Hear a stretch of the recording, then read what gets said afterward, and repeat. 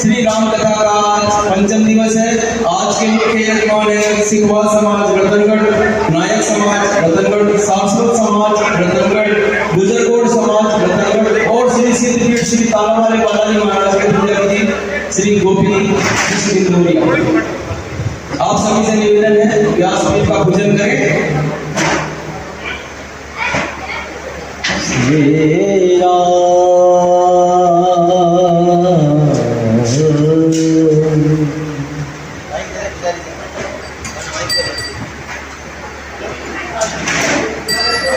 आइए सभी से निवेदन है पूज्य महाराज श्री फलारी बाबा पूज्य सीताराम जी महाराज व्यासपीठ पर विराजमान हो चुके हैं। आइए हमारे आचार्य जी द्वारा आज का रामायण जी का पूजन, व्यास जी का पूजन और जा रहा है। तत्पश्चात हम सभी आरती में शामिल होंगे।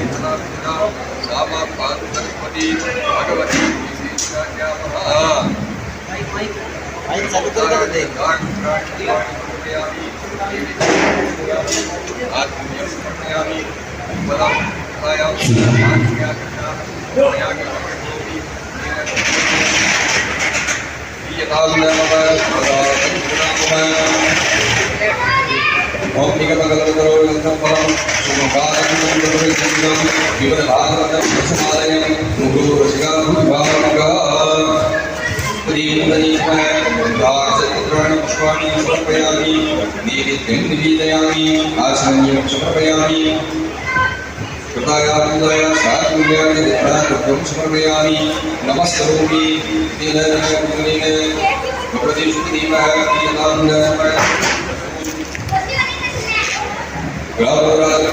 यदि नाम प्रवीक्षं भजे रामे रामेदान्तादनं रामायणस्मै नमः रामानस्तिकराय वर्तनं रामस्य दाशोष्म्यं रामे चित्तलय तदा भवमि रामनामधर्मवर्धनाय चतुष्टय सेवनिवाराय नमः अमरसहिताय नमः गन्धासपत्राणि पुष्पाणि समर्पयामि निवेदयामि आचमनीयं समर्पयामि कृताया पिताया सात्पुण्यानि दक्षिणार्थं समर्पयामि नमस्करोमि तेन भगवते नामाय तुमसे सेवनिवाराय अमरसहिताय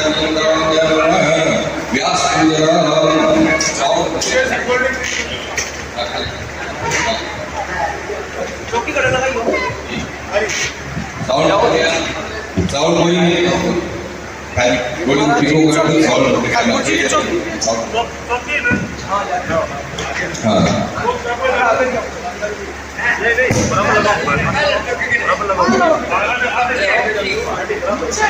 डबल करो ही नहीं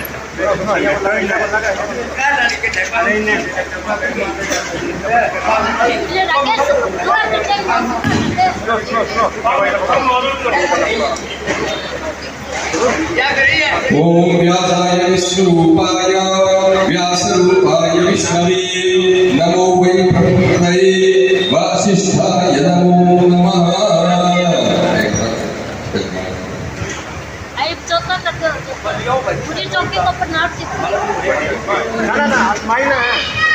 ओम सहस्रशीर्षावुर्गः सहस्राक्षः सहस्रपादः सहस्रमुखिं सर्वतस्मिद्वाचः जगज्जाङ्गमम् उरुकैवेद्यगुं सर्वं तद्भूतं तद्भाव्यम् उदाहरणस्य सारोजतमीनादिरो भवति एतादृश महिमानो दायस्य पूर्वकः पादोस्य स्वाभूतानि सर्वादशावर्तन्दिवि विपादुर्गौ दैपूर्वकः पादोस्येहा भवत्पुनः तदो विभ्रङ्गरावत्सासनानसनि अभि ततो विराजदायत विराजो अधिपूर्वकः सजातो पतिर्जत पश्चात्मुनि मठोरः तस्मादज्ञा सर्वतः संकृतं जगदाजन्म पशुस्तात्सग्रीवाय ज्ञानारण्य ग्राम्यासि तस्मादज्ञा सर्वतः सामाजिकदुर्वी छन्दांशजनिरे तस्माददायत तस्मादजायन्तजीकीषु भयादतः यासु भस्मिनि तस्मादादा अदावयः तं तजन्मरहि प्रोक्षन् कुरुगन्धादिगतः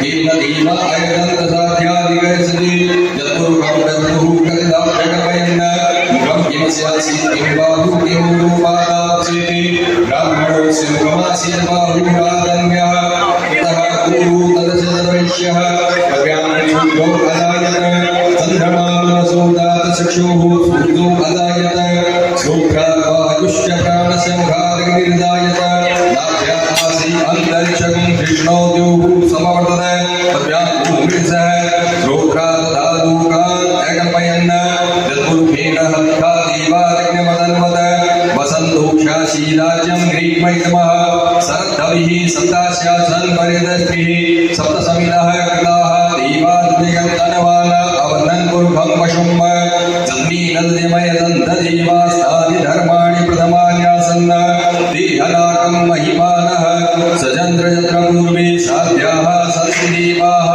हरिः ओम् अग्रः संवृतः पृथिवी रसास्य विश्वकर्मणः समवर्तदाग्रे तस्य त्वष्टादितद्रूपमेति तन्मर्तशरी वक्त्वमाध्यानमग्रे वेदाहमेतं पुरुषं महान्तमादित्यवर्णं तमसः परस्तात् त्वमेव विदित्वा मृत्युमेति नान्यः पन्था विजते जनाय प्रजापतिशति गर्भे अन्तर्जायमानो बहुधा विजायते तस्य जोनिं परिपश्यन्ति धीरास्तस्मिन् न तद्रुवनानि विश्वा ज्योतिर्भ्य आतपतिजो देवानां पुरोहितः पूर्वो ज्योतिर्भ्यो जातो नमो रुचाय ब्रह्मणे रुचं ब्रह्म्यञ्जनयन्तु देवा अग्रे तद्ब्रुवन् तस्मै ब्रह्म ब्रह्मणोऽप्यास्य देवा असन्वसि सृष्टते लक्ष्मी शरद्यां बहुरात्रि पार्श्वे नक्षत्राणि रूपमस्मिनो व्यातम् विष्णुति गान भूमयि गान सर्वलोकमयि गान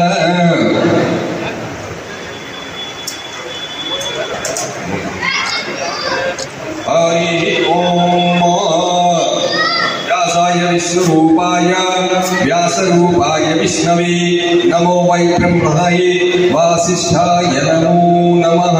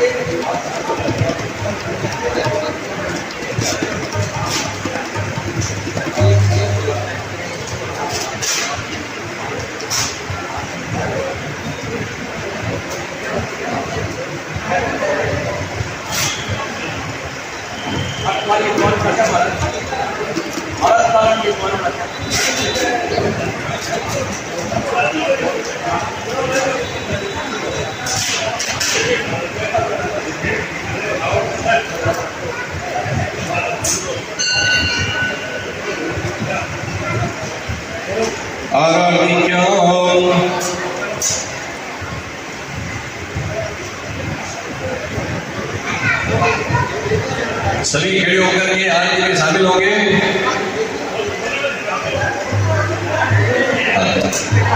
जो स्टेज पर है मेजबान है वो दोनों तरफ आ जाइए।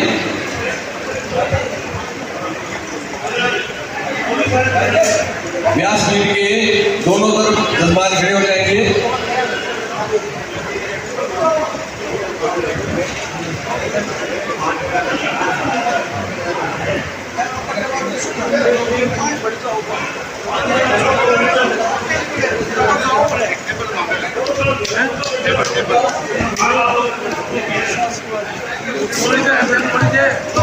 ओम ज्वालामालये नमः कर्पूरातिथे नमः।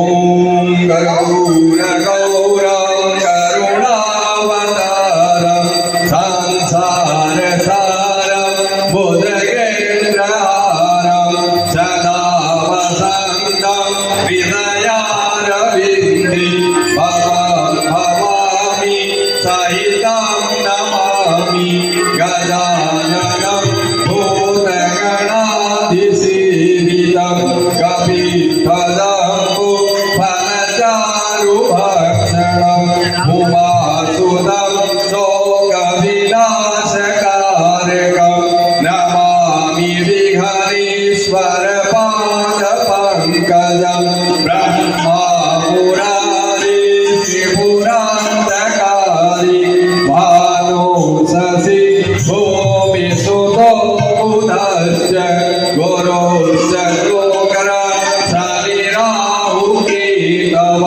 सर्वविघ्नः शान्तिकरः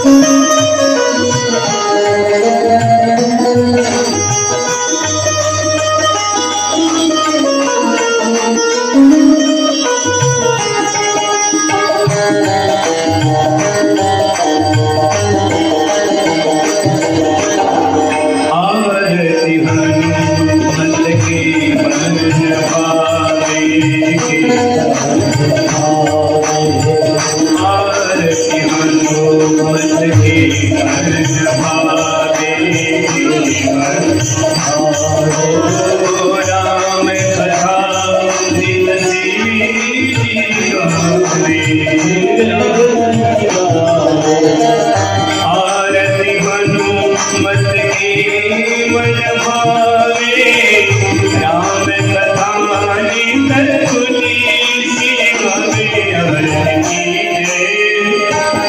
आनंद की है सिर भूपर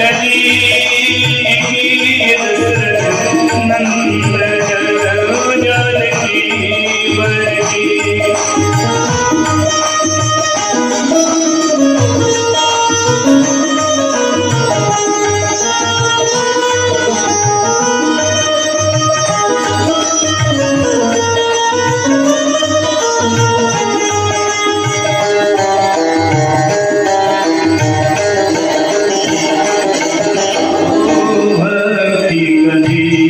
भक्त प्रेम निवासी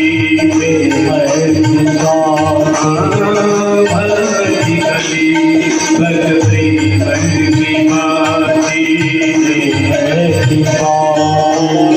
साधु संत कर दीन अनुरागी भक्ति कवि भक्त प्रेम निवासी साधु संत कर दिए अनुरागी आरती कीजिए सिर भूपर जी नंद जानकी बरगी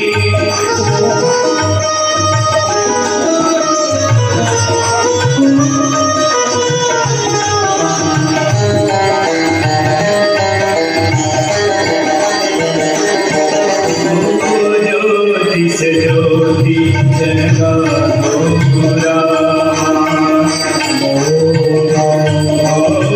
ज्योति से ज्योति जगा दो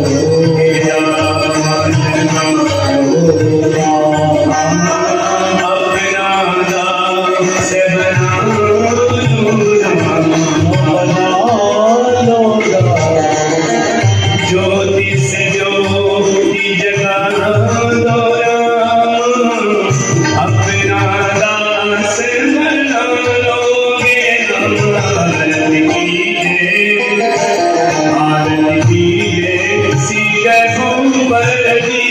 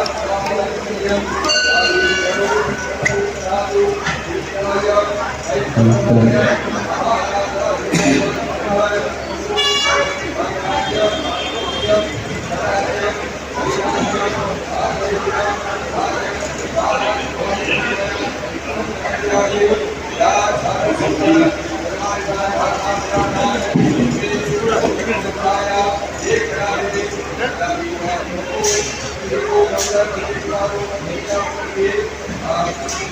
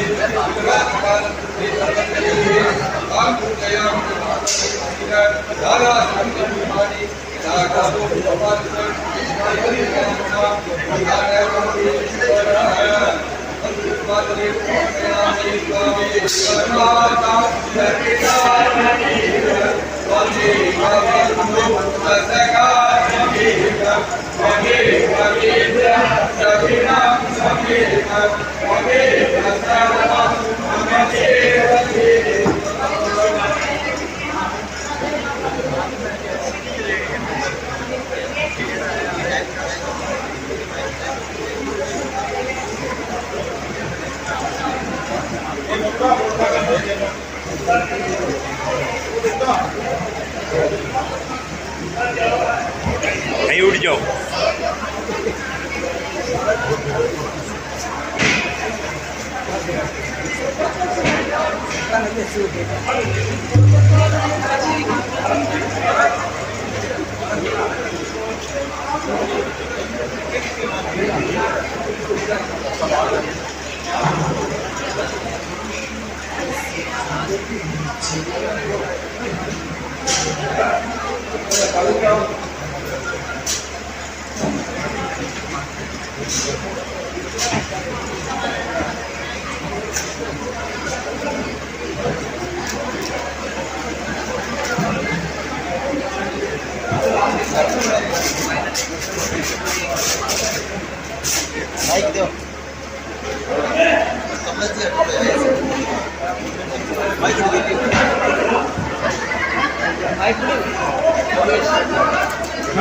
माइक कट गिर दियो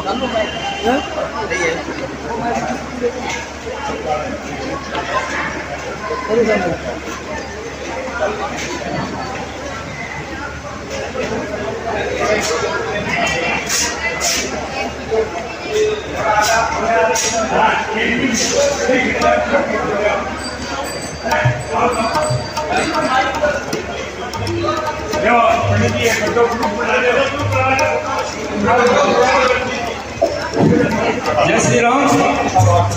सभी यजमानों से निवेदन है एक फोटो करवा लें महाराज जी के साथ।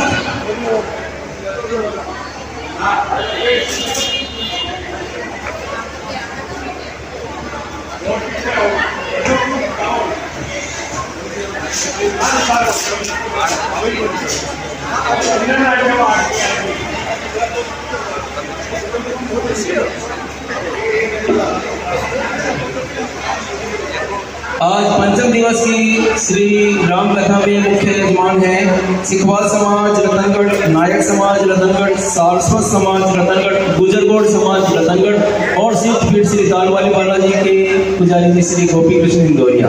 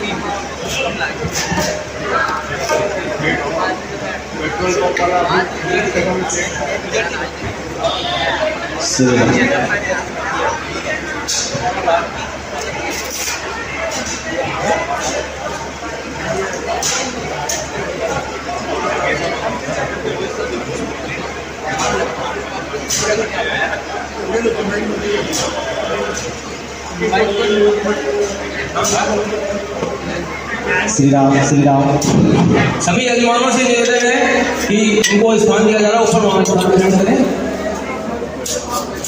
और जिनकी इच्छा ऊपर बैठने की ऊपर बैठ सकते हैं, बाकी नीचे बैठ जाए।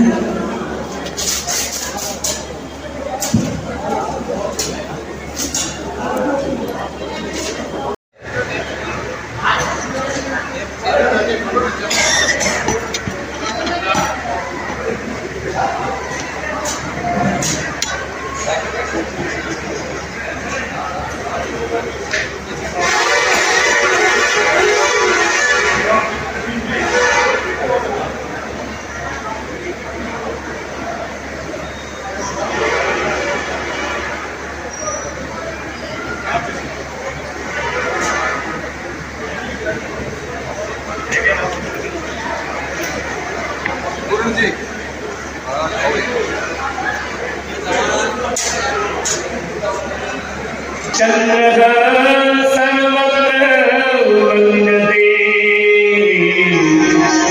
रक्तं भोजराम विरामनयनं पीतं वरानं प्रियं श्यामगद्भुजं प्रसन्नवदनं श्रीसीतया शोभितं कारुण्यरसागरं प्रियगणे भद्रादिर्भिर्भावितं वन्दे विष्णुं शिवादिशैत्यमनिशं भक्तेष्टसिद्धिप्रदं मनोजवं मारुततुल्यवेगं जितेन्द्रियं बुद्धिमतां वरिष्ठं वातात्मयं वानरयुतमुच्चं श्रीरामदूतं शरणं अतुलितबलधामं हेमशैलावदेवं दलजवरकिसानं ज्ञानिनामग्रगण्यं सकलगुणनिधानं वानराणामधीशं रघुपतिप्रियभक्तं वातयातं नमः। बोलिए रामचंद्र भगवान की जय पवन सुत हनुमान महाराज की जय उमापति महादेव की जय रमापति रामचंद्र भगवान की जय बालकृष्ण लाल की जय सतगुरुदेव भगवान की जय बालाजी हनुमान जी महाराज की जय ओम नमः पार्वती हर हर महादेव।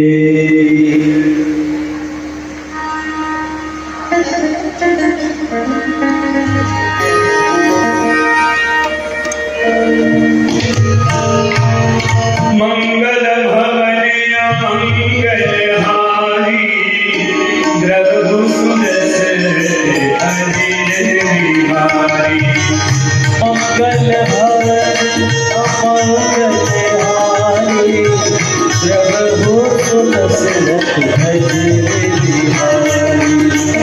जय जय जय हनुमान गोसाई कृपा करो तेज की नाई। ओ जय जय जय हनुमान गोसाई कृपा करो गुरुदेव की नाई। साधु संत की उम्र रखवारे असुरी कंदन नाम दुलारे। साधु संत के तुम रखवारे असुर निकंदन नाम दुलारे। चार युग प्रताप तुम्हारा हे बरसी जगत उजियारा। ओ चारों युग परताप तुम्हारा है प्रसिद्ध जगत उजियारा। चार युग प्रताप तुम्हारा हे बरसी सभी कहिए चारों युग प्रताप तुम्हारा है प्रसिद्ध जगत उजियारा। राजीवन नयन धरी धर्मसायक भक्त विपत्ति भंजन सुखदायक। राजीव नयन धरे अनुसायक भगति विपत्ति भंजन सुखदायक। ओ जनक सुता जग जननी जाने की अति संप्रिय हमारी। ओ जनक सुता जग जननी जानकी अतिशय प्रिय करुणानिधान की। आगे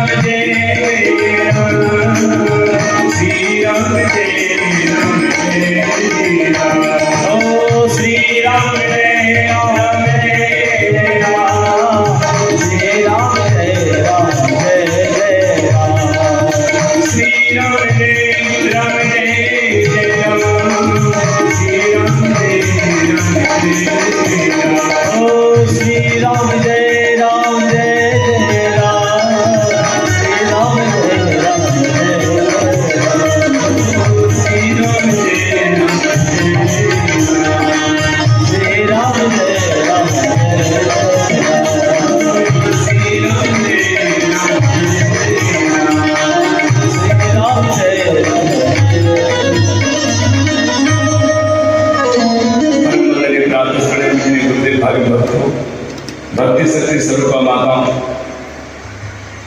भगवान कैलाश के उत्तम ज्ञानपीठ पर भगवान चंद्रशेखर शिव जी महाराज इस दिव्य राम कथा को श्री भवानी को सुनाने भवानी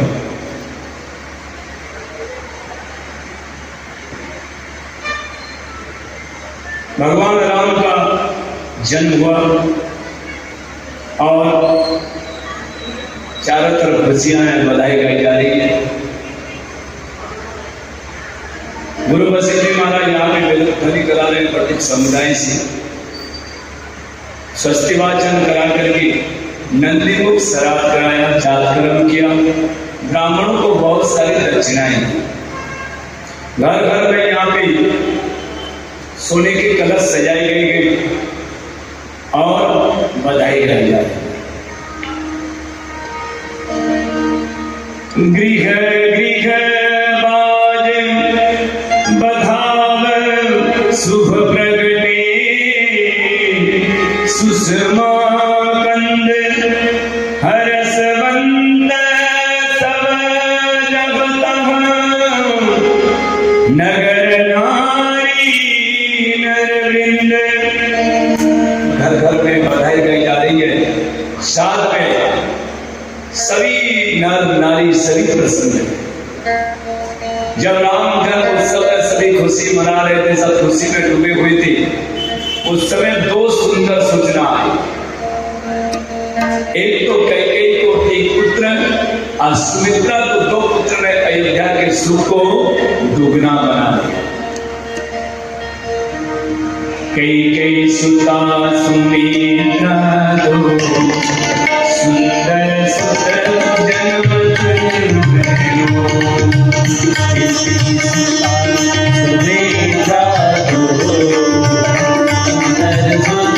जन्म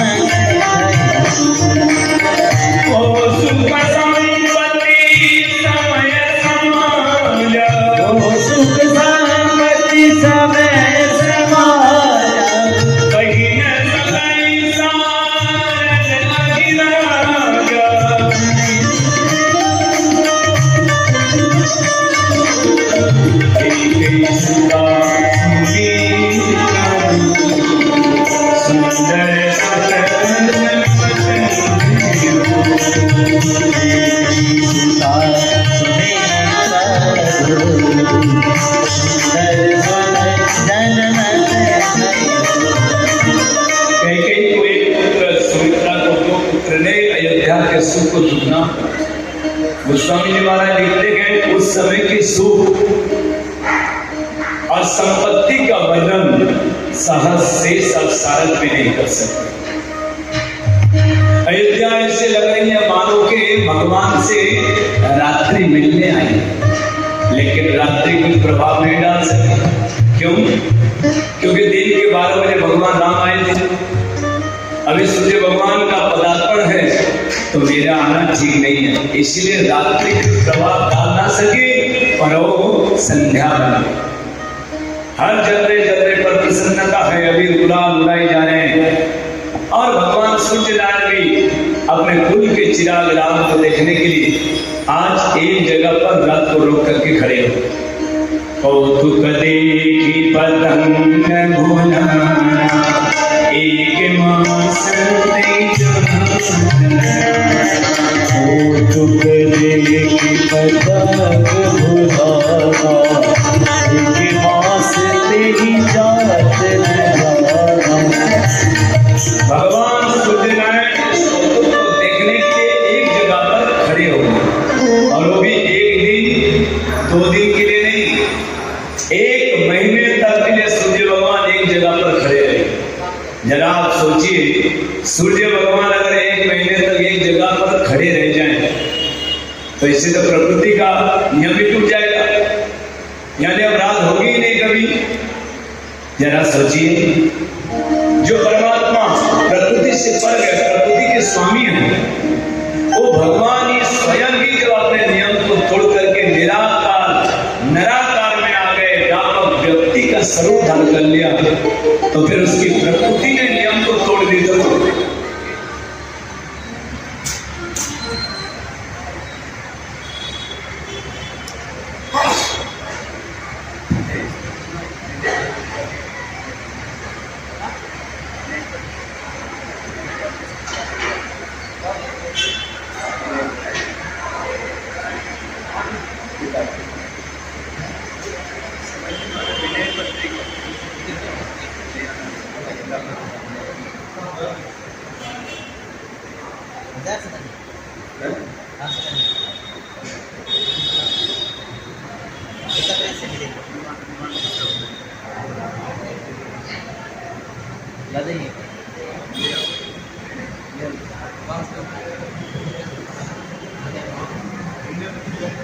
तो जब परमात्मा ने ये नियम को तोड़ करके निराकार में आ गए, व्यापक व्यक्ति का स्वरूप धारण कर लिया, तो उसकी प्रकृति ने नियम को तोड़ दी, तो कौन सी गलती की?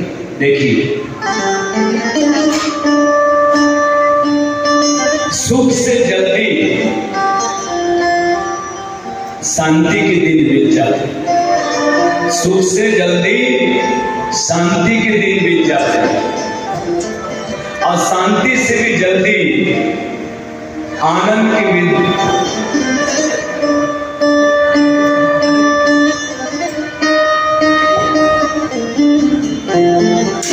सुख से जल्दी शांति के दिन बीत जाते, शांति से भी जल्दी आनंद के दिन बीत जाते, आनंद से भी जल्दी ब्रह्मानंद के दिन बीत जाते। आज अयोध्या में आनंद नहीं, परमानंद नहीं, आज सच्चा पूर्ण आनंद में परमानंद परमात्मा स्वयं जहां पूर्ण ब्रह्म प्रकट हुए हो वहां आनंद की आनंद सुख की सुख। क्योंकि परमात्मा जो है, राम जो है, ब्रह्म स्वरूप है, आनंद के स्वरूप है। या तो गोस्वामी तुलसीदास जी महाराज ने बहुत कम समय बताया। जिस दिन जीवन में राम प्रकट हो जाएंगे उसके बाद फिर जीवन में कभी अंधेरा रहेगा ही नहीं, फिर तो केवल उजाला ही उजाला। क्योंकि राम की गैर मौजूदगी ही अज्ञान है, जैसे सूर्य की गैर मौजूदगी अंधेरा है। एक बार भगवान से अंधेरा में जाकर के शिकायत की कि महाराज ये सूर्य मेरे पीछे पड़ गया है, आप इसको समझाइए मेरे पीछे ना पड़े। क्यों तुम्हारे पीछे? बार आप समझाइए, वो मुझे कहीं पर भी टिकने ही नहीं देता है, खड़े नहीं होने देता है, आप उसको समझाइए मेरे पीछे ना पड़े। अच्छा ठीक है, मैं उसको कहूंगा भाई तुमको परेशान ना करें।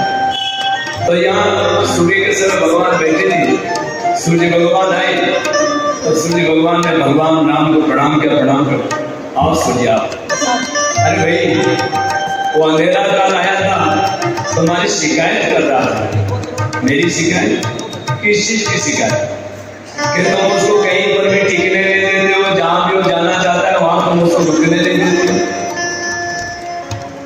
अच्छा मैं उसको टिकने नहीं देता हूं? महाराज ऐसा संभव है क्या?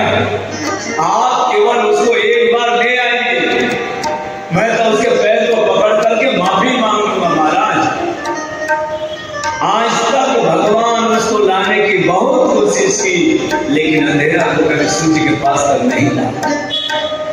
सूर्य की गैर मौजूदगी ही अंधेरा है, वैसे ही राम की गैर मौजूदगी अज्ञान है। भगवान राम यहाँ पे इस रहस्य को उस समय सूर्य भगवान, आप जरा ये सोचिए, सूर्य भगवान तो बाहर में आकाश में खड़े हैं, देख रहे हैं, और सूर्य जब तक रहेंगे वो तब तक जाएंगे नहीं जब तक राम लला के दर्शन नहीं करेंगे। वो इसी प्रतीक्षा में है कि माता कौशल्या लाला को लेकर के बाहर आए और हम उनके दर्शन करें। इसी प्रतीक्षा में 1 महीने का समय बिता, फिर 1 महीने के बाद तब माता कौशल्या लाला को लेकर के बाहर आई और भगवान सूर्यनारायण भगवान का दर्शन करके गदगदित होकर के बार बार अरे मां से दिवस कर दिवस भामर मन जाने को, दिवस कर दिवस भामर मन जाने को, रग समेत रग धाम देव, रग समेत रग धाम हे निशा पवन विधि होए, आज दिवस कर दिवस भामर मन जाने को, आज दिवस कर दिवस भामर मन जाने को। 1 महीने इस रहस्य को कोई भी समझ नहीं पाया, जान नहीं पाया। उस समय त्रेता युग में, अब तो कलियुग है, उस समय जब उसको कोई जान नहीं पाया तो आज कैसे लोग जान पाएंगे। सूर्य भगवान यहाँ पे प्रणाम करके विदाई लेकर के चले गए।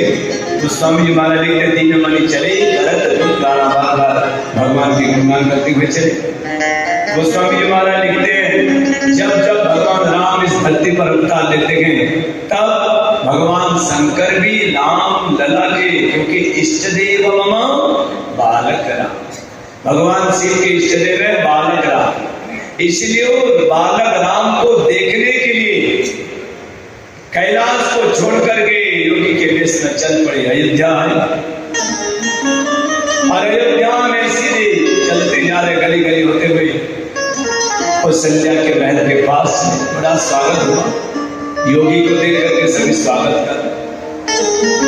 यहाँ आगे भगवान शंकर बड़े, कौशल्या ने प्रणाम किया युवराज महाराज को, महाराज ने आशीर्वाद।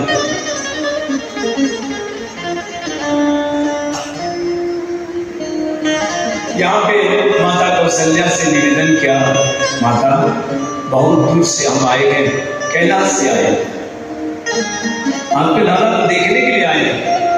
एक बार दर्शन तो करने दो, कहीं नजर गुजर लग गई तो नहीं, नजर गुजर नहीं लगती। मैं तो अपने गुरु की आज्ञा से ही इनके दर्शन करने के लिए आया। इसलिए एक बार दर्शन राधा ने, भाई तुम्हारे पास तो इतने बड़े बड़े सांप चिपक के हैं, गले में टांग रखे हो, इसको देख करके राधा डर जाएगा। अरे ये तो स्वयं के सहस्त्र फण वाले शेष के ऊपर शयन करते हैं, इनको भला क्यों डर लगे। कभी शेष कभी भगवान क्या क्या स्वरूप बता रहे। माता एक बार मैं दर्शन करना चाहता हूं, दर्शन।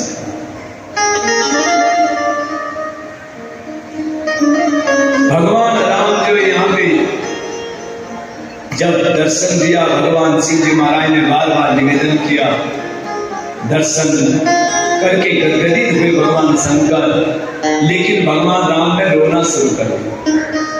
इतने रोए भगवान राम कि उनके रोना को देख करके माता कौशल्या घबरा गई।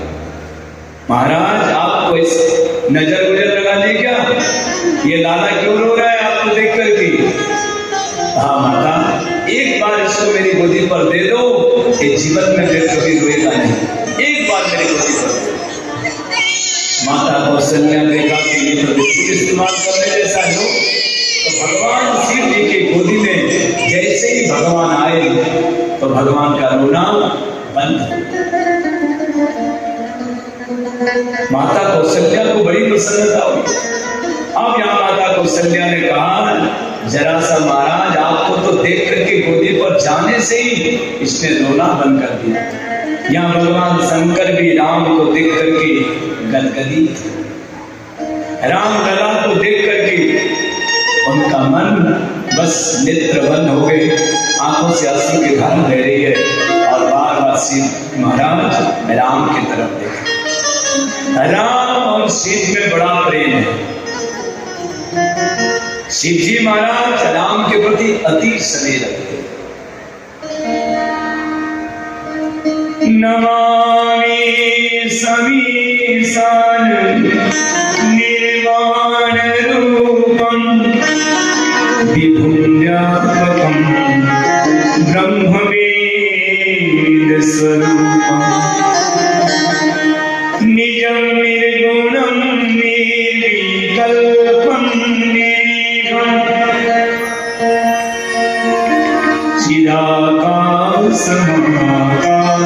चिदाकाशमाकाशवासं भजेऽहम् निराकारं ओंकारमूलं तुरीयं गिराज्ञानदोतीतं ईशं भगवान शंकर की जब समाधि टूटी, भाव बस प्रेम बस जब टूट गई, राम को देखते देखते तो माता कौशल्या को बहुत विश्वास हो गया कि हे योगी महाराज, आपके आंखों से अश्रु की धारा आ रही है, क्या बात है? आप देख करके क्यों गदगदित हो रहे? माता, ये तो भाव, लाला को देख करके मेरे अंदर भावना। शिवजी महाराज रहस्य का खुलासा नहीं कर रहे। माता कौशल्या ने देखा कि महाराज आप तो योगी हो, देखने में त्रिकालदर्शी संत लग रहे हो, जरा सा लाला की रेखा मेरे बेटे की भाग रेखा को देख करके बताओ तो ये कुछ बनेगा, इसके भाग में क्या है? हाँ माता, ये तो बहुत भाग्यशाली, इसके तो गांव गांव में मंदिर बनेंगे, सुबह शाम आरतियां होंगी, घंटानाद होंगे, जयकार। इसके नाम को लेकर के जगत के लोग भगवत साधन को पार करते। माता पिता को ये यश दिलाएगा। सुन करके माता कौशल्या बहुत प्रसन्नता में डूब गई, दान दक्षिणा दे गई। अच्छा महाराज ये बताओ, इसकी शादी होगी भी, शादी का योग है? अरे माँ, जब ये कुमार अवस्था में आएंगे तब एक महात्मा जंगल से आएंगे और लाला की मांग करेंगे और वो ले भी जाएंगे। रुको रुको रुको, ये बाबा जी के लिए आया है क्या? ऐसा मत कहो कि कोई बाबा जी इसको ले जाएगा। माँ जरूर ले जाएगा, लेकिन दुनिया में जिस इसकी सुंदरता की उपमा दी नहीं जा सकती। ऐसे सुंदर कन्या के साथ ब्याह करके आएगा, क्या बेटी की शादी हो जाएगी, कोई कन्या को लेकर के आएगा, तब तो फिर बाबा जी अभी आए और अभी ही ले जाए। और माँ के अंदर ये इच्छा रहती है कि बेटी की शादी हो जाए, घर में पुत्र वधू आ जाए, तो कम से कम अपने को बर्तन मांजना ना पड़े, आएगी कम से कम पैरों की वो दबाएगी, या दबाते दबाते गला को भी दबा देगी। आती है ऐसे कई बहू खोजती रहती है, पैर दबा दबा करके गला ही दबा देती है। लेकिन माताओं के अंदर जरूर इच्छा होती है कि घर में पुत्र वधू आए तो कम से कम सेवा करें। लेकिन होता उल्टा है कभी कभी। माता कौशल्या को बड़ा विश्वास के पुत्र वधू घर में, वाह बहुत अच्छी बात है, दान दक्षिणा देने लगी। इसके बाद कहा कि देखो तो ये राजगद्दी पर बैठेगा, हाँ राजगद्दी पर तो जरूर बैठेंगे, लेकिन पहले तो 14 साल के लिए जंगल में जाना है। पर माता को मुझे दुखी थोड़ी करना है, इसीलिए भगवान शिव जी ने कहा माता अभी छोटे हैं, रेखाएं ठीक तरह से नहीं आई है, जब थोड़े बड़े हो जाएंगे चिट्ठी लिख देना, मैं आ जाऊंगा रेखा दे। अब जरा सोचिए भगवान राम थोड़े से बड़े हो जाएं और इसके बाद माता कौशल्या चिट्ठी लिख करके पोस्ट डिब्बे में डाल दी। पोस्टमैन उस चिट्ठी को लेकर के शिव जी के पास पहुंचे, तो क्या शिव जी के पास पहुंच पाएगा? और पहुंच गया तो क्या जिंदा लौट पाएगा? क्यों दास की तरफ चले गए। और यहाँ भगवान राम जो है, भगवान राम का मुसुंडी जी के साथ लीला कर रहे, खेल खेल कागा सैन खेली राम सलोने, कागा सैन खेली राम सलोने, कागा सैन खेली राम सलोने,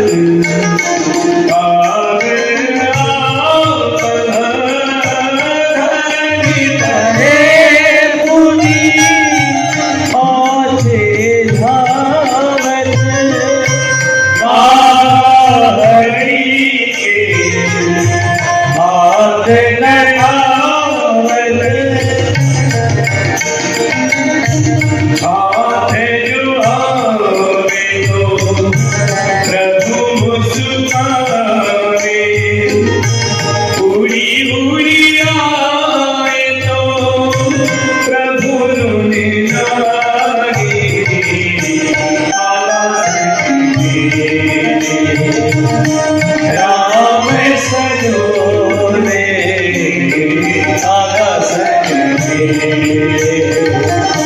राम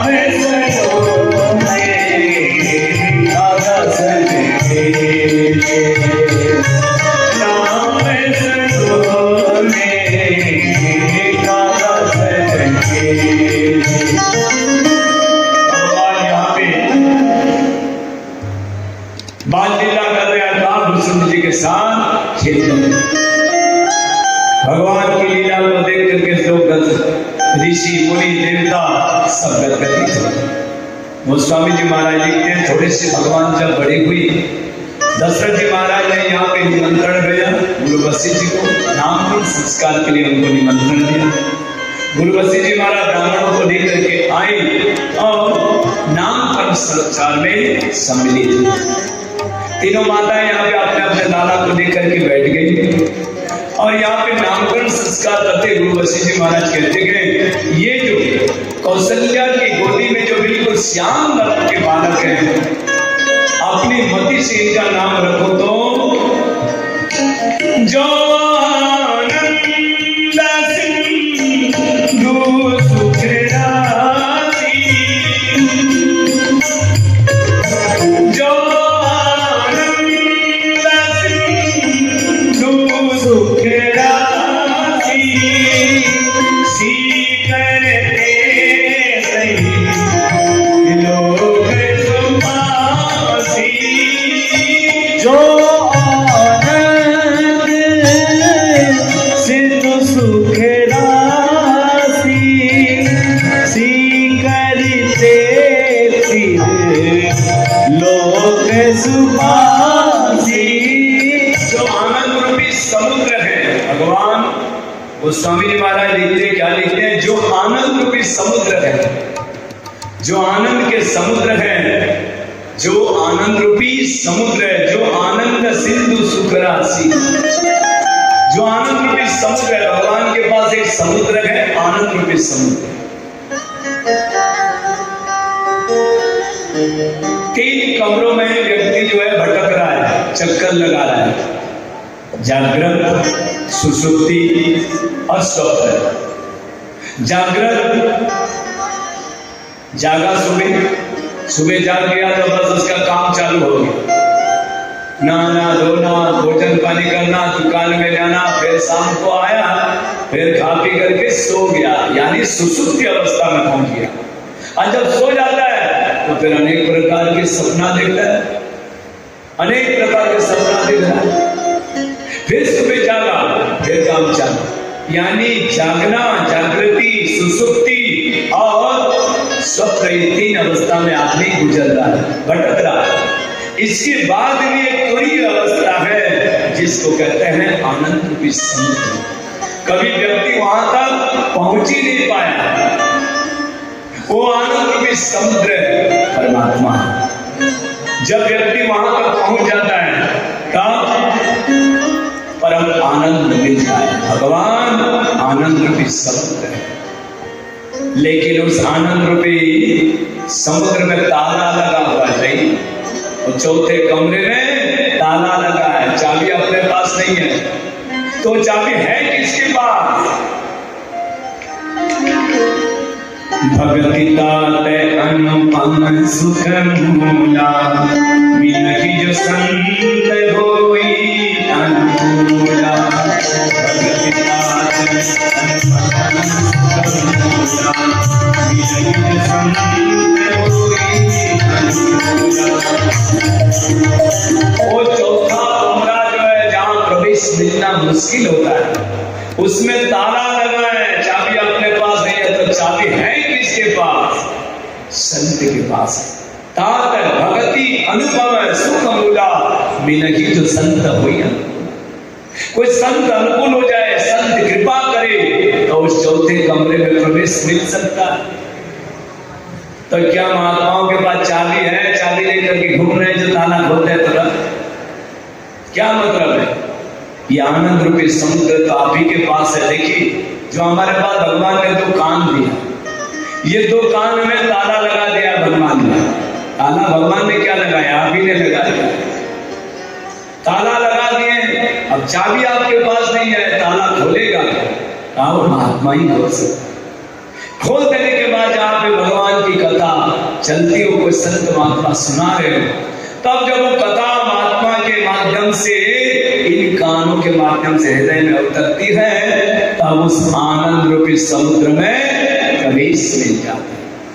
और आनंद ही आनंद मिलता, जहां पहुंचना ही बहुत कठिन है, लेकिन एक बार पहुंच गया तो सुख ही सुख है।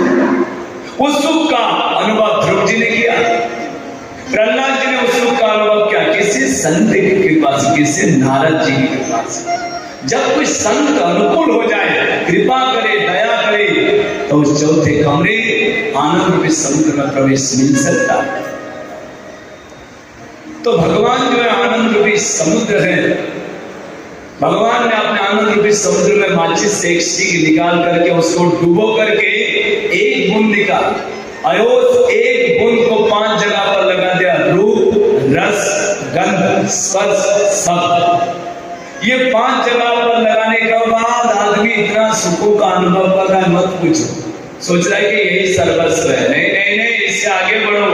जब उस आनंद रूपी समुद्र मिलेगा, ये तो एक बूंद में इतना सुख मिल रहा है, तो आनंद रूपी समुद्र में कितना सुख मिलेगा। सुख ही सुख मिलेगा, आनंद ही आनंद मिलेगा। तो भगवान वशिष्ठ जी महाराज लिखते गए, जो आनंद रूपी समुद्र है, जो एक बूंद से ही पूरे सृष्टि को, तीनों लोक को तृप्त करके रखे, उनका नाम है सो सुख धाम राम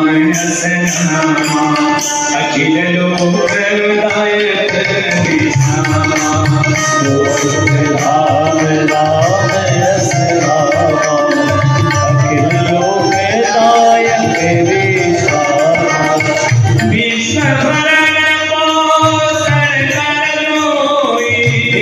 दायक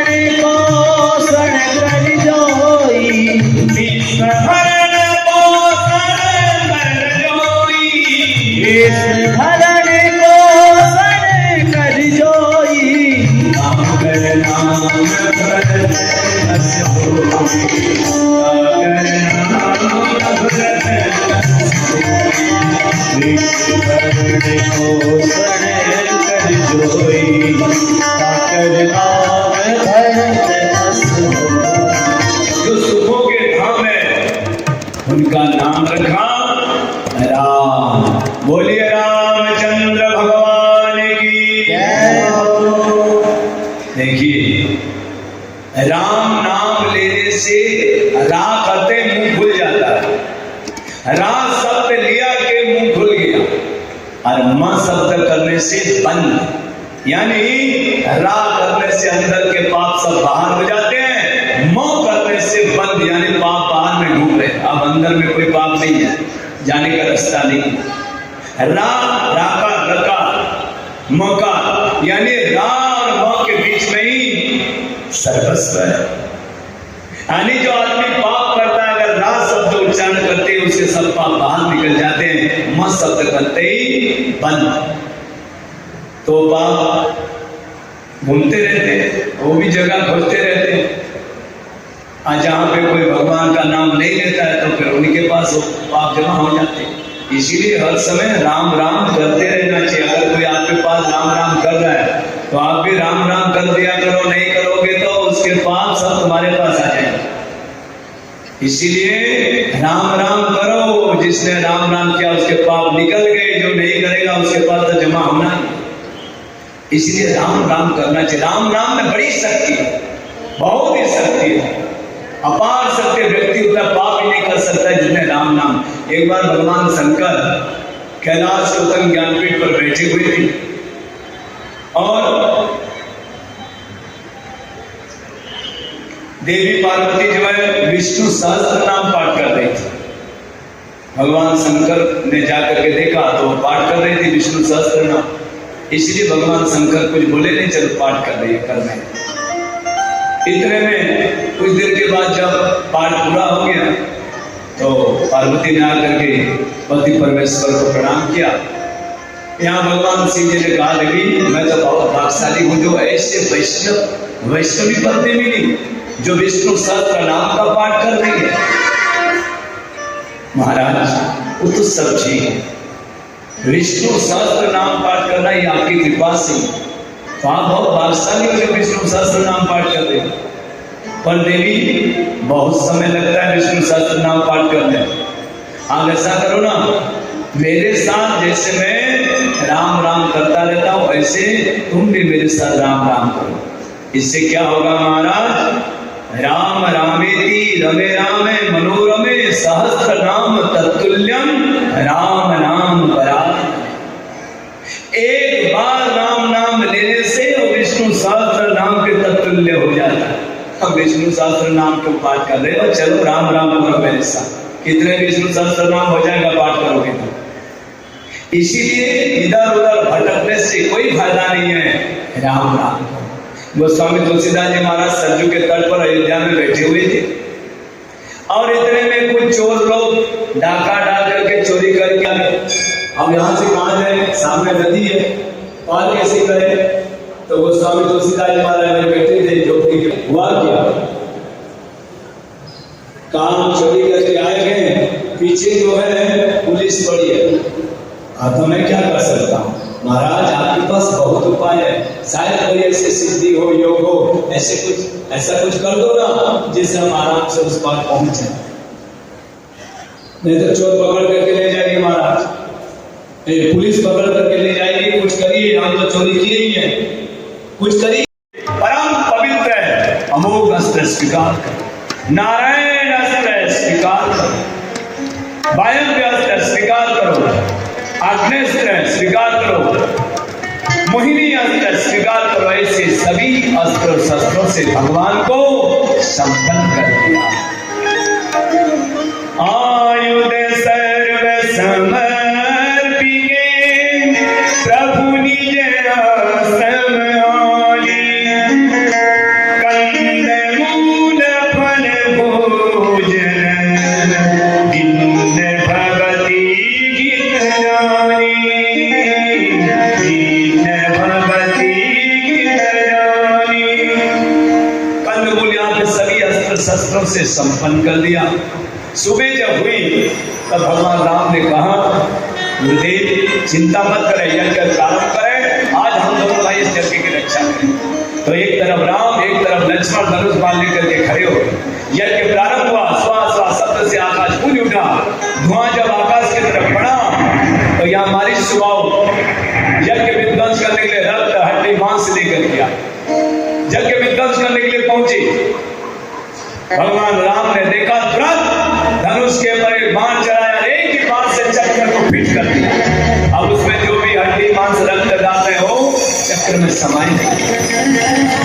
भगवान ने बिना फल के बाण चलाया, प्रतिज्ञा खींची और मारीच के ऊपर संधान।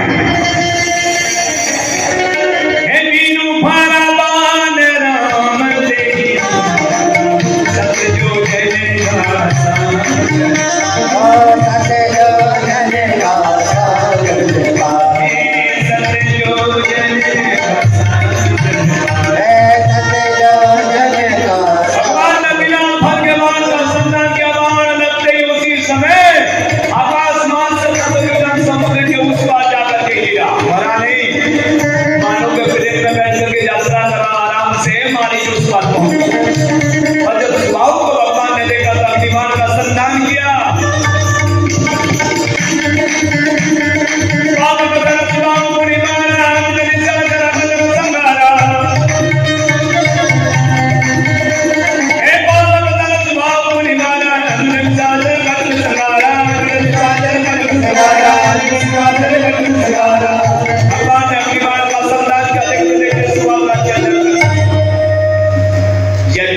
सफल हो गया।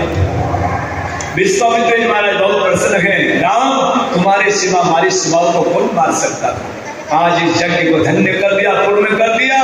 महाराज जैसे इस हवन यज्ञ को आपने पूर्ण किया, ऐसे ही जनकपुर नगरी में एक धनुष यज्ञ चल रहा है, उसमें भी रावण बाणासुर आदि राक्षस आकर के विघ्न डाल रहे। महाराज उस यज्ञ को भी आप संपन्न करें। धनुष यज्ञ की बात सुन करके भगवान प्रसन्नता में डूब गए। कहा जहां ले चलेंगे गुरुदेव, हम वहीं चलेंगे।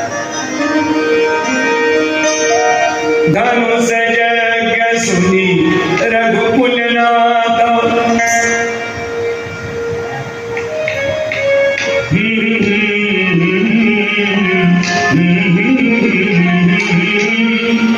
धनुष यज्ञ सुनी रघुकुल नाथ, हर्ष चले मुनि वर के साथ, हर्ष चले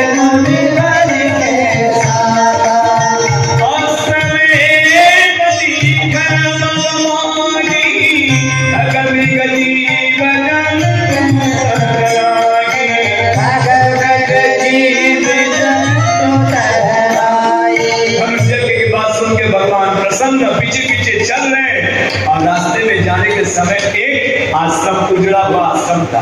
गुरुदेव, या उजड़ा हुआ आश्रम और महिला के आकृति में सिलाई पड़ी हुई है, ये क्या है? राम सुनो, एक समय की बात है, एक बार ब्रह्मा जी ने एक सुंदर कन्या का निर्माण किया। अब इस कन्या को मैं किसको सौंपूं? नाम रखा अहिल्या। तब यहाँ पे इंद्र ने कहा मुझे सौंप दो महाराज, स्वर्ग में मैं राजा हूं। नहीं, तीनों लोग की जो परिक्रमा लगा करके आएगा मैं से उसी को इस कन्या को सौंपूंगा। तो यहाँ पे इंद्र ने कहा ठीक है, मैं परिक्रमा लगाने के जा, वो चल पड़ी। पर यहाँ पे शालिग्राम भगवान के ऊपर गौतम ऋषि को बड़ा विश्वास था। वो शालिग्राम में साक्षात नारायण के दर्शन कर रहे थे, त्रिलोकीनाथ के दर्शन कर रही थी, और उन्होंने शालिग्राम भगवान की ही परिक्रमा लगा ली। ब्रह्मा जी समझ गए कि शालिग्राम में तो साक्षात नारायण का वास है, त्रिलोकीनाथ का वास है, इन परिक्रमा पूरी हो गई। इसलिए इंद्र इस कन्या को अब मैं गौतम ऋषि को सौंप रहा हूं। इंद्र को धक्का लगा, इतनी सुंदर कन्या के बाबा के लिए मुझे क्यों नहीं, मौका मिले फिर मैं देखूंगा। तो यहाँ पे सौंप दी। अब इंद्र जो है मौका खोज रहे थे। समय बीतने के बाद एक दिन की घटना, इंद्र ने यहाँ पे गौतम ऋषि के वेश धारण करके आए और गौतम ऋषि के वेश में इसने कुटिया के अंदर प्रवेश कर गए। सुबह का ब्रह्म मुहूर्त का समय था। गौतम ऋषि स्नान करने के लिए गोदावरी नदी के तट पर गई हुई थी। तो देख करके यहाँ पे कोई है नहीं कुटिया में, इंद्र वेश बदल करके अंदर चले। पता तो है नहीं अहिल्या को कौन है। अब यहाँ पे उसके पातिव्रत के धर्म को नष्ट कर दिया। जब पातिव्रत का धर्म नष्ट हुआ, कुछ देर के बाद जब वापस लौटे गौतम ऋषि, तब देखा उन्हीं के वेश में ही एक व्यक्ति उनकी कुटिया से निकल रहा है। कौन हो? तो इंद्र भूत स्वरूप में आ गए। इंद्र तो इतने में अहिल्या भी दौड़ करके चलिए, देख करके घबरा गई। मेरे साथ छल हुआ, कपट हुआ। छल कपट तेरे साथ? दुष्टिनी, इस आश्रम के परिसर में रह करके तो ऋषि मर्यादा को भूल गई, ब्राह्मण स्त्री होकर के भी मर्यादा भूल गई। जा, मैं तुझे साथ दे रहा हूं, इसी समय तू जा, चल हो जा, शिला बन जा। और इंद्र वाल्मीकि रामायण में जो श्राप दिया वो मैं बता रहा हूं। वाल्मीकि रामायण में लिखा, इतने क्रोध में थे गौतम ऋषि ने कहा जा इंद्र, तो इसी समय अंत को शहीद हो जा। इंद्र लज्जा के मारे चले गए, यहाँ पे छूट गए। देवताओं को जब पता चला हो बेचारे क्या करें। यहाँ सभी देवता लोग मिल करके सीधे पितर लोग चले गए और पितरों से कहा महाराज, अरे इंद्र को श्राप मिल गया है। वो तो सभी देवताओं के कार्य करने के लिए गए थे, लेकिन गौतम ऋषि ने उनको निष्फल बना दिया है। क्या करें? कुछ करिए, हम क्या कर सकते हैं, क्या मदद कर सकते हैं, बताइए। महाराज ऐसा करें, आपके पास भेड़ है, इन भेड़ों के अंडकोश को आप इंद्र को प्रदान करें जिससे स्वस्थ हो जाए। तो इंद्र को यहाँ पे भेड़ों के अंडकोश प्रदान की। तब सब देवताओं ने आशीर्वाद दिया कि हे पितर लोग, आप लोगों को आज से कोई भी अगर भेड़ प्रदान करेगा तो निश्चित रूप से आप उसके ऊपर प्रसन्न होंगे, मन भावन प्रदान। अब यहाँ पे इंद्र स्वस्थ हो गई। पर यहाँ पे जब चरणों में गिर करके अहिल्या विनती करने में, महाराज मैं तो नारी जाति को मुझसे भूल हो गई, मेरे अपराध को क्षमा करें, मुझे कैसी गति मिलेगी, मुक्ति कैसे मिलेगी। देवी, आज स्त्री जाति को जो मैंने श्राप दिया वो झूठा तो नहीं होगा, जरूर आपको शिला बननी हो। पर जाओ, जब त्रेता युग में भगवान श्री राम जी महाराज इसी रास्ते से जनकपुर नगरी की तरफ जाएंगे, तब उनके चरणों के स्पर्श से तुमको मुक्ति मिल जाएगी।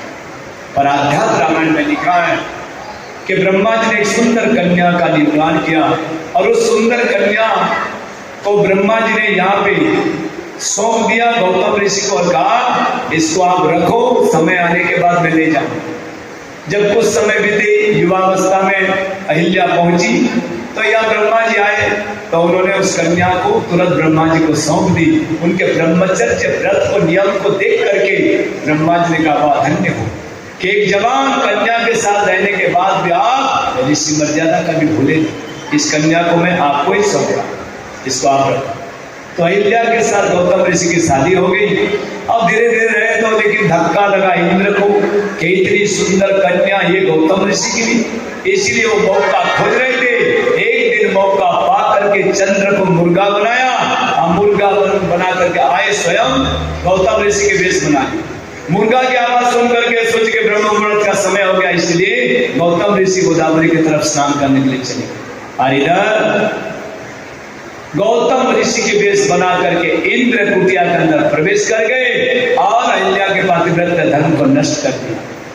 जब यहाँ गौतम ऋषि गोदावरी नदी के तट पर पहुंचे तो वहां आवाज आई कि अभी ब्रह्म मुहूर्त का समय नहीं है, ऋषिवर लौट आए। लौट करके आकर के देखते हैं तो उन्हीं के वेश में एक व्यक्ति निकल रहा है। कौन हो तुम?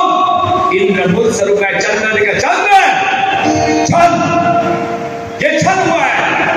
तो इतने में अहिल्या भी दौड़ करके आई, घबरा गई देख करके दोनों को, दो वेश में देख करके घबरा गई, चरणों में गिर पड़ी। अरे दुष्टिनी, अब चरण में पड़ने से क्या होगा? पापिनी, तूने बहुत बड़ा पाप किया है, पतिव्रता स्त्री होकर के भी तूने आज पाप किया है। जा, मैं तुझे श्राप देता हूं, इसी से शिला बन जा। और इंद्र और चंद्र, तुमने जो गलत किया इंद्र, जा, मैं तुझे श्राप दे रहा हूं, तेरे शरीर भर में 1000 भाग हो जाए, मेरा श्राप है। चंद्र, आज से जो भी तुझे देखेगा उसको कलंक लग जाएगा, मेरा श्राप है। दोनों, एक नक्षत्र गिराया, नक्षत्र लोग गिराया, दूसरा जो है स्वर्ग गिराया, दोनों जाकर छूट गए शरण में। सभी देवता लोग यहाँ पे आकर के गौतम ऋषि से विनती की, महाराज आप इंद्र को श्राप दे दिया, चंद्र को श्राप देता, एक नक्षत्र कराया, एक स्वर्ग कराया, काम ठप पड़ा है स्वर्ग लोगों ने, कुछ करिए। काम ही ऐसा किया उन्होंने, अपराध ही किया तो क्या होगा, दंड तो मिलेगा ना। जैसा उन्होंने किया वैसा ही दंड मिला।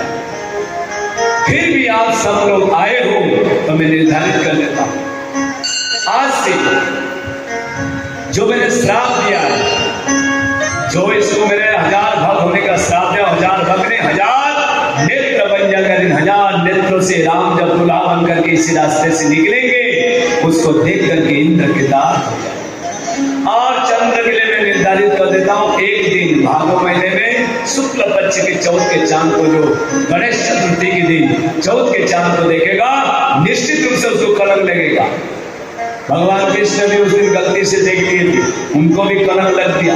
तो दूसरा क्या चीज है, इसलिए बचना है तो कभी भूल से भी भादो महीने के शुक्ल पक्ष के चौथ के चांद को मत देखो। और अगर गलती से देख लिए तो फिर सत्राजित मणि की कथा को जरूर श्रवण कर, चिंतन कर, नहीं तो कलंक तो लगेगा ही लगेगा, बचेगा ही नहीं। इससे थोड़ा कलंक कम हो जाता है। तो यहाँ पे निर्णय, तब से राम ये अहिल्या शिला बन करके पड़ी थी, पर निर्धारित कर दिया था कि जब राम त्रेता युग में आएंगे, देवी उनके चरण पर स्पर्श से तुमको मुक्ति मिलेगी। तो राम ये वही गौतम नारी अहिल्या युगों से पड़ी हुई है और आपके चरण धूलि की प्रतीक्षा कर रही है। देरी मत करो, इसको चरण स्पर्श देकर के मुक्ति। गौतम नारी श्राप बस उपल देख धरिधि, चरण कमल रज चांदी, कृपा करहु रघुवीर, कृपा करहु रघुवीर। हे राम, ये आपकी चरण धूलि को चाहती है, चरण धूलि देख करके इसको मुक्ति मिला। भगवान ने पैर को उठाया और सड़बड़ाहट पैदा, इतने में चरण धूलि गिरी, सड़बड़ाहट पैदा हुई। जैसे ही भगवान के चरण स्पर्श हुई, उसी समय अहिल्या दिव्य स्वरूप लेकर के प्रकट हो गई, नेत्रों से अश्रु की धारा, और भगवान के जब चरण कमल देखी, उसकी आंखों से स्तुति फूट पड़ी और भगवान से कहा, महाराज मैं भाग्यशाली, मेरे पतिदेव ने जो श्राप दिया था वो श्राप नहीं था, आशीर्वाद। अगर वो श्राप नहीं देते तो आपके चरणों का दर्शन कैसे मिलने वाला। अब महाराज आपसे निवेदन है कि मैं सहज नारी जाति अपावन, आप कृपा करो, आप अपने चरण धूलि को मेरे ऊपर डालो। चरण धूलि, हाँ, और खास करके आपके पास दो दृष्टि है, एक चंद्र वाली दृष्टि और एक सूर्य वाली दृष्टि। तो चंद्र वाली दृष्टि मेरे ऊपर डालो महाराज। क्यों? क्योंकि चंद्र जब तक रहता है तब तक कमल खिलता नहीं है, अब जब जब तक कमल खिलता नहीं तब तक भंवर उड़ता नहीं। तो महाराज आप अपने चंद्र वाली दृष्टि मेरे ऊपर डालें, जिससे मेरा जो मन है भंवर बन करके आपके चरण कमल में चिपका रहे, अभी कभी खींचे और चरण धुली दीजिए महाराज। चरण धुली देकर के क्या करोगे भगवान? पता नहीं मैं नारी जाति को दोबारा मुझसे भूल हो जाए और फिर के मेरे पतिदेव श्राप दे तो युगों तक प्रतीक्षा करनी पड़ेगी। इसलिए भगवान चरण धुली दीजिए, कहीं अगर वो श्राप दे देंगे तो चरण धुली को लगा करके मैं मुक्त हो जाऊँ। तो यहाँ पे मन भवन वरदान पा करके अहिल्या अपने पतिलोक की ओर चली।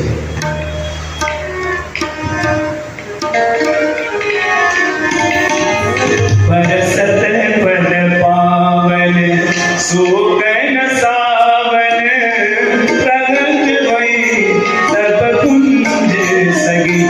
बरसत पद पावन सुगन सावन, प्रगट भई तब कुंज सगी। देख रघुनायक जन सुखदायक, सनन कहोई कर जोरी। अति प्रेम अधीरा उलट शरीरा, मुख लगिया वही वचन कही। अतिशय बड़भागी शरण लागी, युगल नयन जलधारे लगे। अतिशय बड़भागी चरण लागी, जुगल नयन जलधार बही। धीरज मन कीना प्रभु कबू दीना, रघुपति भगति पाई। अति धीरे जवानी आहुति पानी, ज्ञान गंग जय रघुराई।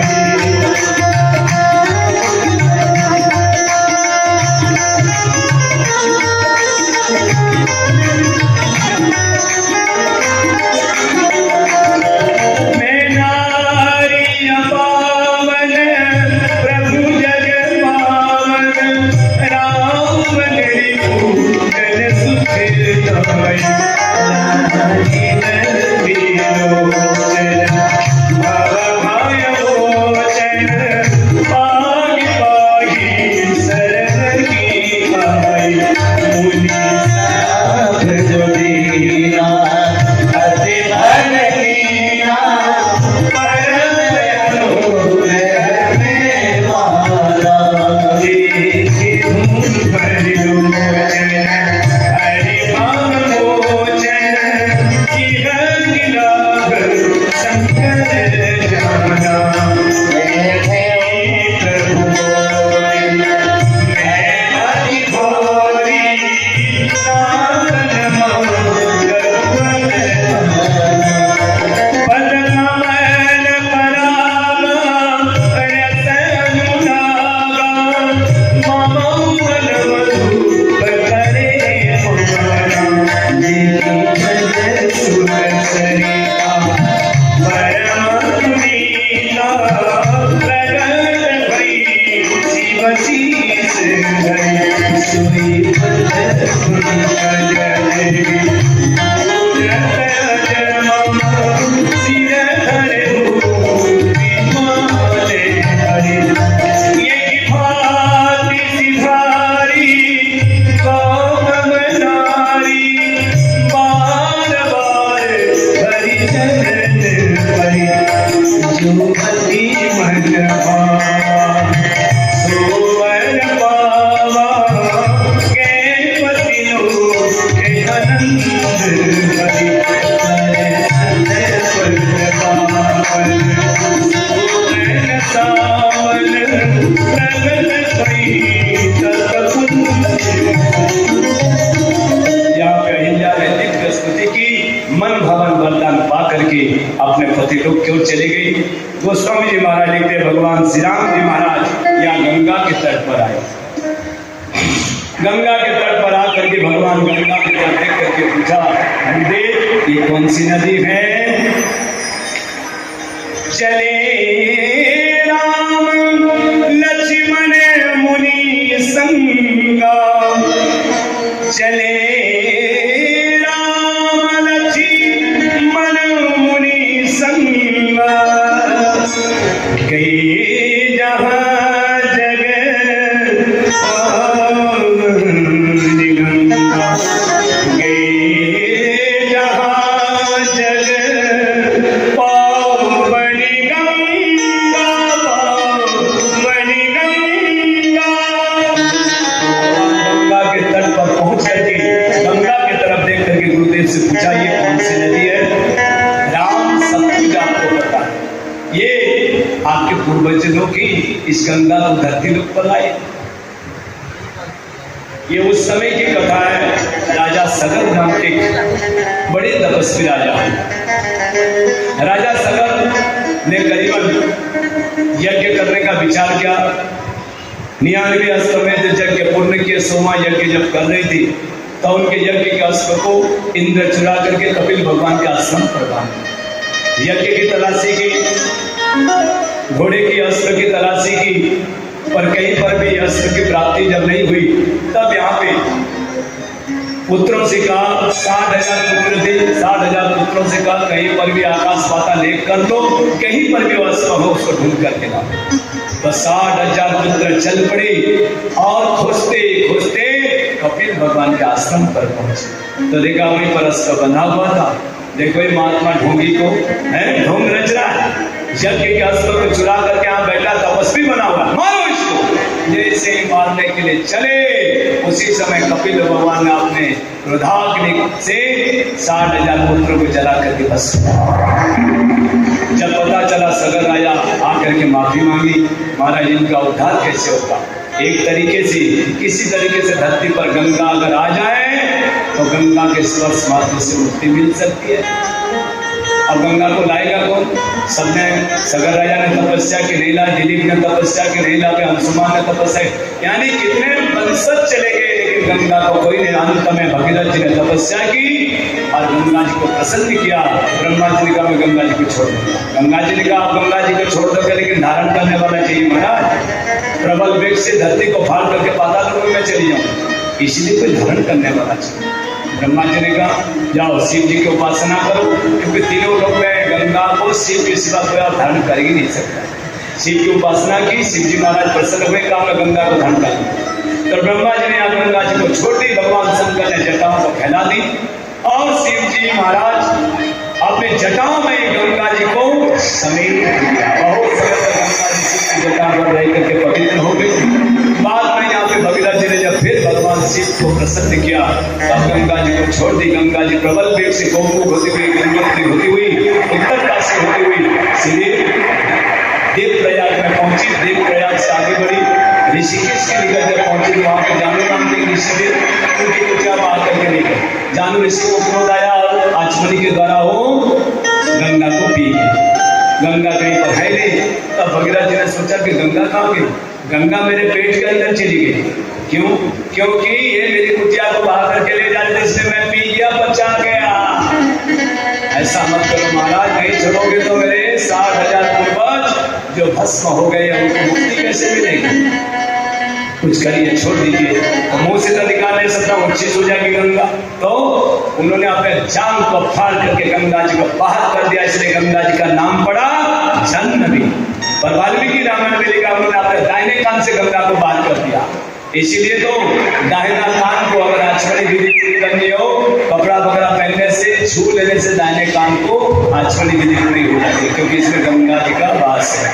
गंगा जी प्रबल वेग से ऋषिकेश होती हुई हरिद्वार नदी आगे बढ़ी, तीर्थराज प्रयाग से आगे बढ़ी, सीधे उत्तर वाहिनी गंगा काशी होती हुई जब गंगा सागर पहुंची, गंगा के स्पर्श मात्र से 60,000 पुत्र को दिव्य स्वरूप प्राप्त हुआ। देखते देखते 60,000 विमान आकाश से आए और 60,000 विमान पर बैठ करके सीधे वैकुंठ लोक चले गए। राम, ये वही गंगा।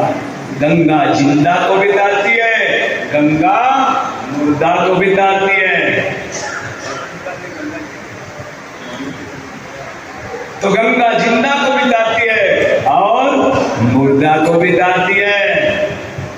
जिंदा को कैसे तारती गंगा जी में अगर आप स्नान करोगे, पद्म पुराण में और गरुड़ पुराण में लिखा है, जो गंगा जी में स्नान करता है, जो गंगा जी में स्नान करता है, तत्काल उसके हजारों जन्म लाखों जन्मों के पाप जलकर भस्म हो जाते हैं।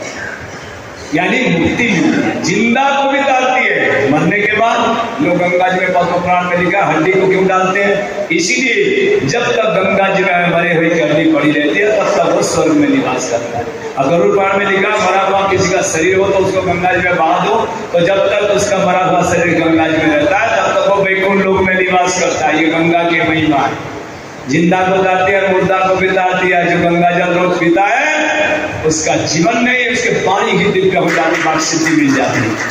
गंगा की बहुत महिमा है, इसलिए कलयुग में गंगा जी के बारे में देवी भागवत में लिखा है, केवल गंगा का जल मिलता है कलयुग में। गंगा उस स्वरूप में नहीं है। अब केवल कलयुग में गंगा क्यों? क्योंकि सरस्वती का श्राप मिला गंगा को, और सरस्वती को गंगा जी का श्राप मिला। ये दोनों जब श्राप दिए थे तब भगवान ने क्रोध में आ गए कि तुम इस वैकुंठ में निवास करने के बाद भी इतने महान स्त्री और फिर तुम आपस में लड़ रही हो, इसलिए तुम लोग वैकुंठ लोक में रहने के लायक नहीं हो, इसलिए जाओ धरती लोक पर जाओ। दोनों को धरती लोक के ऊपर जब कर दिया तो यहाँ में माता लक्ष्मी बहुत दुखी हुई, इन दोनों का आप ahmad हो जाना। ये दोनों अगर धरती पर चली जाएंगे तो फिर कभी आपके सानिध्य प्राप्त कर सकेंगे। तब भगवान ने इस करुणामयी माता की बात, लक्ष्मी की बात सुन करके भगवान को करुणा आ गई, कहा मैं बांट देता हूँ। कलयुग के जब 5000 वर्ष बीतेंगे तब गंगा और सरस्वती ये दिव्य स्वरूप लेकर के पुनः वैकुंठ में जाना। यानी कलयुग के 5000 वर्ष बीत गए हैं, अब गंगा और सरस्वती धरती लोक पर नहीं है, केवल गंगा जल है, सरस्वती जल। वरना पहले सत्य गंगा जी में रहती थी, सरस्वती जी में रहती थी। तो कलयुग में केवल गंगा जल की महिमा है, इसलिए गंगा जल पान करो, स्नान करो, ऐसा योग दोबारा नहीं मिलेगा। मारो तुम्हें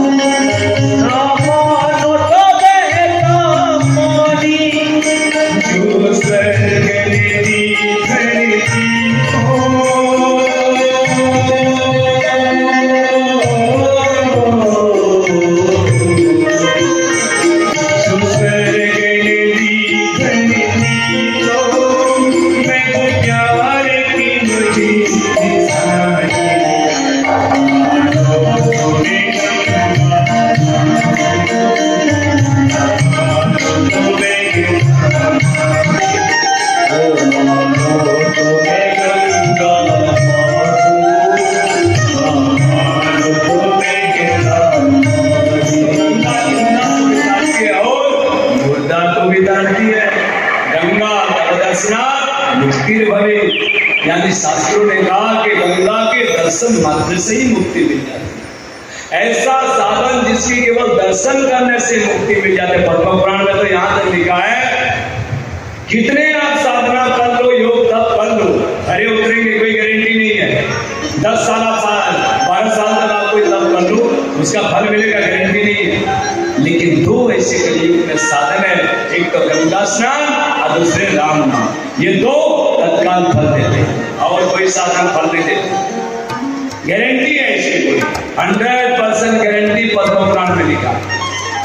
तो इसीलिए कलयुग में राम नाम जाप करिए और गंगा स्नान जरूर करिए। तो यहाँ गंगा को देख करके भगवान बहुत प्रसन्न हुए। गंगा जी में यहाँ पे गुरु विश्वामित्र ने स्नान किया। स्नान करने के बाद राम लक्ष्मण ने स्नान किए। गंगा जी को यहाँ पे पुष्पांजलि अर्पण करके आगे बढ़े जनकपुर नगरी की तरफ। यहाँ जनक जी महाराज को पता चला तो दौड़ करके आए। साष्टांग दंडवत, भगवान राम लक्ष्मण कहीं गई हुई थी। इतने में विश्वामित्र जी महाराज के सामने जनक जी महाराज जब आए, साष्टांग दंडवत, धन्य हमारा ये भूमि आज पवित्र हो गई आपके आने से, चढ़ रखने से। बातचीत चल रही थी, इतने में ही सामने से राम लक्ष्मण आए। विश्वामित्र ने कहा, राम लक्ष्मण, अरे ये जनक जी महाराज ने प्रणाम कर।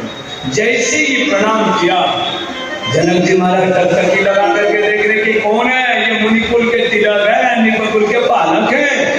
मेरा मन इनमें लगा, मेरा ब्रह्म सुख में सही मन लगा रहता है, लेकिन उस ब्रह्म सुख से मन हट करके इन दोनों राजकुमारों में लग रहा है कौन है। इनकी बिलोकते अति अनुरागा, अरे इनकी बिलोकते अति अनुरागा, इनकी बिलोकते अति अनुरागा, भैरवस ब्रह्म सुख ही मन त्यागा, भैरवस ब्रह्म सुख ही मन त्यागा, भैरवस ब्रह्म सुख ही मन त्यागा, भैरवस ब्रह्म सुख। इसको देख करके मेरे मन में आकर्षण हो रहा है, ये कौन है, ब्रह्म सुख से मेरा मन हट रहा है। देख करके यहाँ पे कहा, महाराज जहां तक प्राणी समाज की बात है, ये प्रिय सभी जहान की प्राण, जहां तक प्राणी समाज है ये सबको प्रिय है। बात का परिचय देते कहा, ये कौन है पता है, रघुकुल रघुकुल मणि दशरथ के जाए, रघुकुल मणि दशरथ के जाए, मोहितना किलरे से पठाए, मोहितना किलरे से पठाए, मोहितना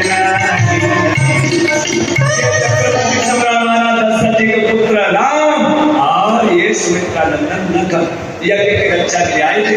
यज्ञ की रक्षा की ओ राजकुमार है, तो राजकुमार के अनुसार स्वागत होना चाहिए। आप ऋषि थे, महात्मा थे, अकेले होते तो आपको इस आम के वन में रहने देते माना, लेकिन राजकुमार है तो इनके अनुसार स्वागत होना चाहिए। ले आए और एक गोस्वामी जी महाराज सुंदर सदन सुखद सब काला, एक सुंदर सदन जिसको एयर कंडीशन कहते हैं। एयर कंडीशन में तो अगर गर्मी में अंदर हो जाए, बाहर निकलो तो फिर मरे जैसे नहीं, बाहर निकल के देखो गर्मी के समय में।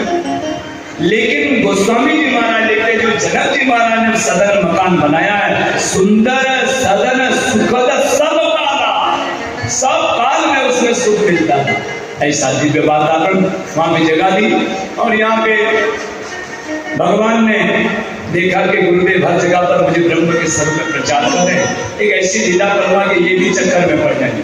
तो गुरुदेव के सामने जाकर कहा, गुरुदेव ये लखन चाहता है कि मैं नगरी देखूं, जनकपुर नगरी देखना चाहता हूं, आपकी आज्ञा हो तो मैं लखन को नगरी दिखा के ले आऊं। विश्वामित्र ने कहा, आप ये नगरी में पहले आए थे क्या? तो नहीं तो फिर कैसे आप नगरी देखा? जब नगर देखा वही नगर तो दिखा सकता है, आप भी तो पहली बार आए हमारा। फंस गए, अल्लाह राम जाओ, आपको नगर देखने की इच्छा नहीं है, इस नगरी में केवल जनक की पत्नी सुनैना और कोई सुनैना नहीं है, जाओ तुम सब जनकपुर वासी को सुनैन बनाओ। भगवान राम लक्ष्मण को आज्ञा मिली, चल पड़े। और यहाँ पे जनकपुर वासियों को जब पता चला, दौड़ पड़े, सब अपने काम धंधा छोड़ करके जा रहे। और यहाँ पे एक अट्टालिका पर एक सखी खड़ी थी, एक सखी आई और कहा, कितने सुंदर है ये राजकुमार। इतने में तीसरी से क्या करके कहा, हाँ सुंदर तो बहुत है, लेकिन अगर सीता के साथ जोड़ी बन जाए तो बहुत अच्छा रहेगा। चौथी सखी ने कहा कौन समझाए, जनक जी महाराज ने धनुष के का आयोजन रखा है, जो धनुष को तोड़ेगा उसी के गले में सीता वरमाला पहने।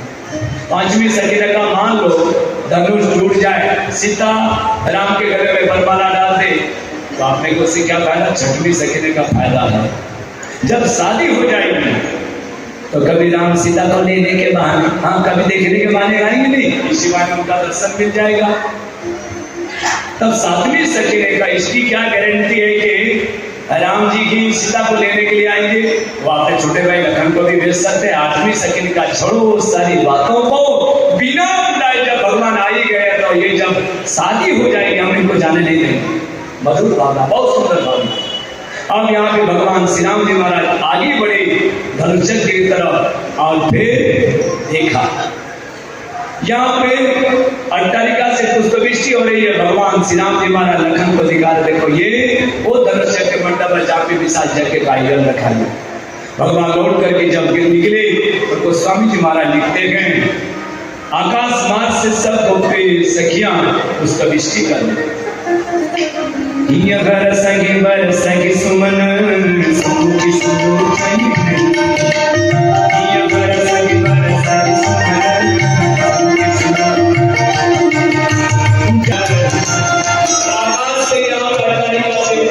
कर रही है। भगवान राम आए यहाँ पे और यहाँ पे रात्रि में निवास हुआ, भोजन आदि से निवृत्त कर विश्राम गुरुदेव की सेवा में लगे। दूसरे दिन सुबह हुई स्नान ध्यान नित्य कर्म से निवृत्त होकर के भगवान राम और लक्ष्मण ने गुरुदेव से कहा गुरुदेव अब आज्ञा करता हूँ पुष्प वाटिका से पुष्प चुन करके ले आए, आज्ञा है। तो राम लक्ष्मण पुष्प वाटिका की तरफ चल पड़े और यहाँ सुनना भी अष्ट सखियों के साथ सीता को गिरिजा पूजन करने के लिए भी दो वाटिका की बताई है, एक रावण की अशोक वाटिका और दूसरे जनक जी महाराज की पुष्प वाटिका। दोनों वाटिका के केंद्र में श्री सीता जी, ध्यान दीजिए सीता जी को राम का दर्शन पुष्प वाटिका में, हनुमान जी को सीता जी का दर्शन अशोक वाटिका में हुआ, यानी दोनों वाटिका के केंद्र में सीता जी है। इसका अर्थ क्या है? इसका अर्थ यह है कि हमको अगर राम का दर्शन करना हो या सीता का दर्शन करना हो तो उसके लिए वाटिका में प्रवेश करना चाहिए। वाटिका का मतलब संत सभा चौदस्य अमराई, साधु सभा सत्संग को संतों की सभा को ही वाटिका बताया। जब सत्संग रूपी वाटिका में जीव पहुंचता है तो ऐसी वाटिका में या राम या सीता का दर्शन मिलता है। सीता जी यहाँ पे चल पड़ी गिरिजा पूजन करने के लिए, भगवान राम यहाँ पे आगे बढ़ चले वाटिका कर रहा। जैसे ही वाटिके के अंदर प्रवेश किया कुछ फूल सूर्य की किरणों से खिल चुके थे और कुछ राम रूपी सूर्य के दर्शन से खिल रहे थे। हर कलियां आदाब के साथ खड़ी है और उसी समय जैसे ही भगवान का पदार्पण हुआ सीता जी अष्ट सखियों के साथ गिरिजा पूजन करने के लिए आ गए। अब गिरिजा पूजन करने के लिए जब वाटिका में जा रही थी उसी समय एक सखी रास्ता भटक गई। वो ऐसे घूम रही थी वाटिका में, घूमती घूमती अचानक राम लक्ष्मण को जब देखा तो गदगदित हो गई, दौड़ करके आई। सीता गिरिजा पूजन कर रहे, सीते गिरिजा पूजन बाद में करना, चलो दो राजकुमार बाग देखने के लिए आए। देखने बाग घूमर दुई आए, देखने बाग घूमर दुई आए। किशोर सब भांति सुहाए, किशोर सब भांति सुहाए, श्याम गान की कहूँ बखानी, श्याम गान की कहूँ बखानी, नयन नयन